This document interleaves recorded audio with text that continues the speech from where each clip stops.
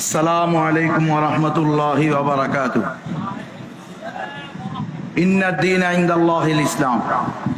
وقال قال رسول الله صلى الله عليه وسلم العلماء ورثة الأنبياء صدق الله العظيم وصدق رسوله النبي الكريم।